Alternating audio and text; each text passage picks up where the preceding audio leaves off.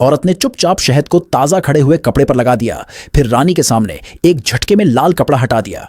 एक ही पल में असंख्य तितलियां कमरे में उड़ती हुई आ गईं और उस कढ़ाई के चारों ओर मंडराने लगीं। यह दृश्य देखकर वहां मौजूद सभी लोग दंग रह गए।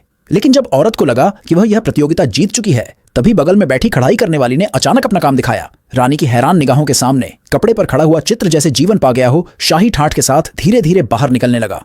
यह दृश्य देखकर रानी की आंखों से आंसू बहने लगे, क्योंकि वह उसकी वर्षों पहले स्वर्गवासी हो चुकी सगी मां थी। उसी समय कढ़ाई करने वाली महिला का पति पछतावे में डूब गया। उसे विश्वास नहीं हुआ कि जिसे उसने बेरहमी से छोड़ दिया था, वही उसकी पत्नी दुनिया भर में प्रसिद्ध एक नंबर की कढ़ाईकार निकली।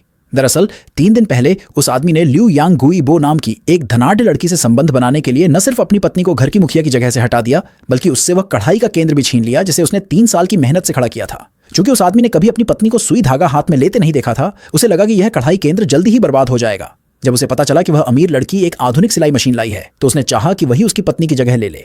मगर वह यह नहीं जानता था कि उसकी पत्नी ने सिर्फ अपने माता पिता के शोक के कारण 3 वर्षों तक कढ़ाई नहीं की थी, और आज ही उसका शोक समाप्त हुआ था। जब औरत को पता चला कि उसका पति पहले ही उस अमीर लड़की से विवाह का वादा कर चुका है, तो उसने जरा भी पछतावा नहीं किया और तुरंत तलाक की बात कही।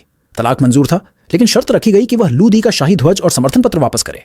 औरत ने यह भी स्वीकार किया कि वह 3 साल से मेहनत से चलाया गया अपना कढ़ाई केंद्र भी छोड़ देगी, लेकिन एक शर्त रखी, उसे 7 दिन दिए जाए ताकि वह रानी द्वारा भेजा गया शाही वस्त्र ठीक कर सके।